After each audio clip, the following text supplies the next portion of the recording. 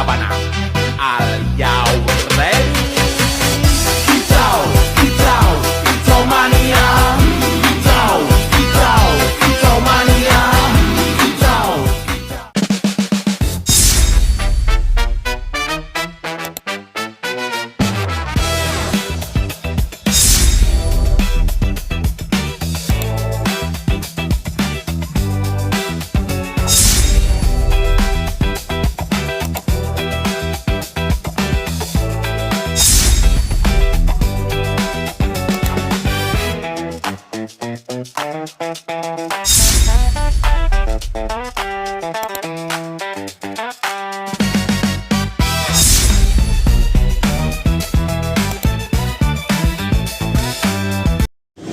Bahan ajar adalah bahan yang disusun sistematis untuk membantu proses pembelajaran.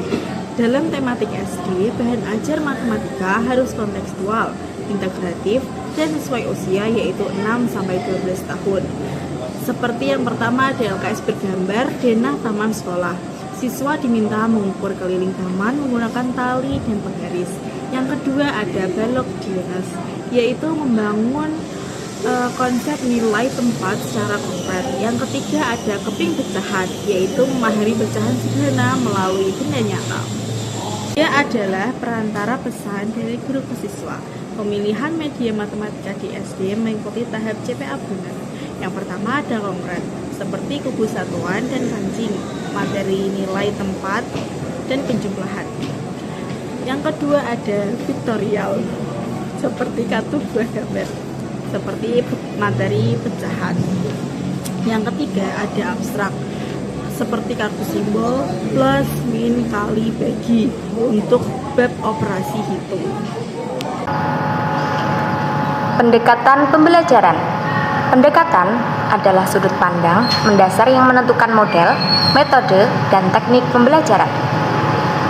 Pendekatan, model, metode, dan teknik pembelajaran. Yang pertama, scientific, yaitu mengamati benda, lalu menanya panjangnya, dan mengukur, lalu menalar, yang terakhir mengomunikasikan. Yang kedua ada CTL, seperti menghitung kembalian belanja di kantin, dan konsep uang dan pecahan. Yang ketiga ada PMR, contohnya bagaimana membagi kue untuk 8 teman, ini masuk dalam pintu masuk konsep pecahan. Keempat yakni bermain, digunakan dalam kelas 1 sampai kelas 3, seperti congklak, yaitu materi pembagian rata, dan origami masuk dalam materi geometri. Model pembelajaran. Model adalah kerangka sistematis yang mengorganisasikan pengalaman belajar, mencakup sintaks, sistem sosial, dan prinsip reaksi. Model dibagi menjadi 4, yang utama yakni PBL, PJBL, Discovery Learning, dan Kooperatif. Yang pertama yakni PBL, seperti bagaimana membagi kue ulang tahun untuk 8 teman. Ini masuk dalam membangun konsep pecahan dari masalah yang nyata. Yang kedua ada BCBL, membuat peta di 6 kelas, seperti mengukur panjang lebar, menghitung luas, dan membuat skala. Yang ketiga ada Discovery Learning, yakni siswa mengamati dan mengukur bangun datar, menemukan sendiri sifat-sifat segitiga, persegi, dan lingkaran. Yang keempat yakni kooperatif, tiap siswa ahli satu bangun ruang, yakni mengajarkan ke kelompoknya. Metode adalah cara guru menyampaikan materi, lebih operasional dari pendekatan. Dipilih berdasarkan taksonomi Bloom, seperti C1 dan C2 yang dapat diintegrasikan dengan cara ceramah dan demonstrasi, seperti guru memperagakan cara mengukur sudut dengan busur derajat. C3 dan C4 yang dapat diintegrasikan dengan cara diskusi dan eksperimen, seperti siswa mengukur sudut benda nyata di kelas, yaitu menganalisis perbedaan. Sedangkan C5 dan C6 yang dapat diintegrasikan dengan cara pemecahan masalah dan investigasi, seperti Bu Siti mempunyai uang 50.000. Ia membeli tepung 2 kilo seharga 7.500, telur 3 butir seharga 2.000, gula setengah kilo seharga 14.000. Menurut kalian, apakah uang Bu Siti cukup? Hal ini menggabungkan atau mengintegrasikan perkalian, pecahan, dan pengurangan. Strategi adalah rencana menyeluruh aktivitas guru dan siswa dari awal hingga akhir pembelajaran.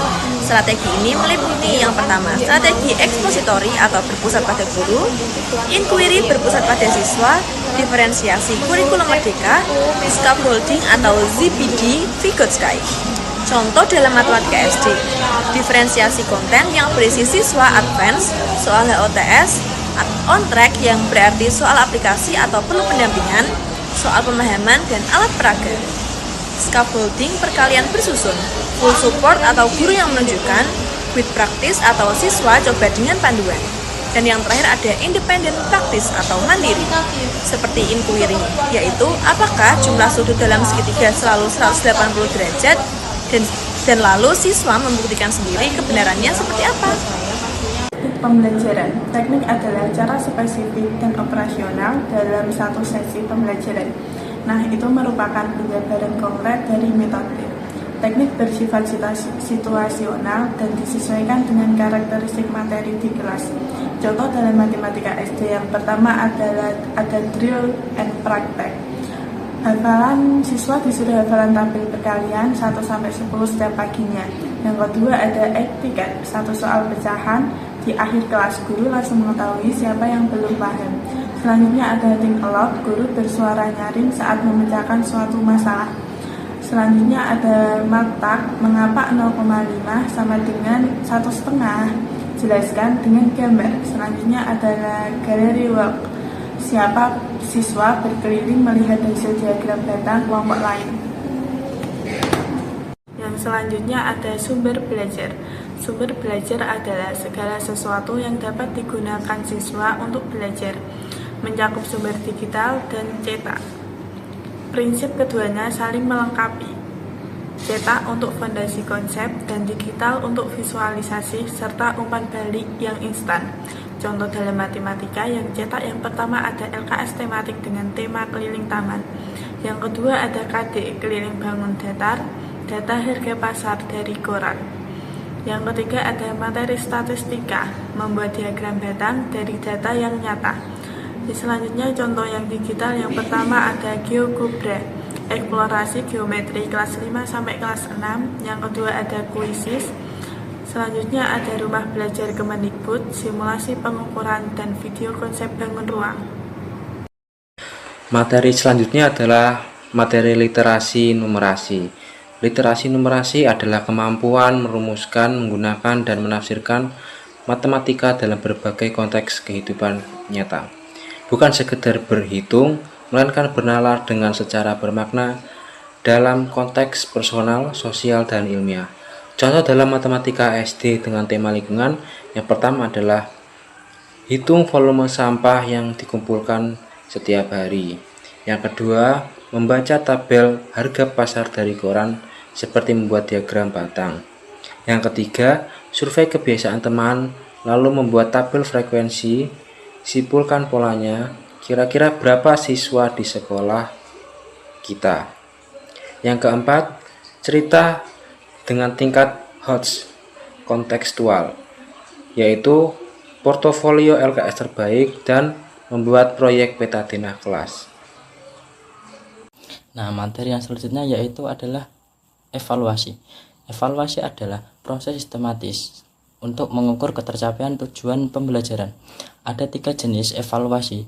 Yang pertama ada evaluasi diagnostik yang dilakukan sebelum pembelajaran. Yang kedua ada evaluasi formatif, yaitu evaluasi yang dilakukan saat selama pembelajaran dimulai. Dan yang ketiga ada evaluasi sumatif, evaluasi yang dilakukan setelah pembelajaran selesai. Dalam kurikulum merdeka, evaluasi harus bersifat holistik, autentik, dan berkelanjutan. Contoh dalam matematika SD, evaluasi diagnostik. Guru menanyakan berapa hasil 5+3 sebelum pembelajaran penjumlahan dimulai. Nah, yang kedua ada evaluasi formatif. Guru menanyakan berapa hasil 7+4 setelah guru menjelaskan materi. Dan yang evaluasi yang ketiga yaitu evaluasi sumatif, evaluasi yang dilakukan setelah pembelajaran hari itu selesai. Guru mengulangi harian tentang seluruh materi penjumlahan yang sudah dipelajari dalam satu hari tersebut.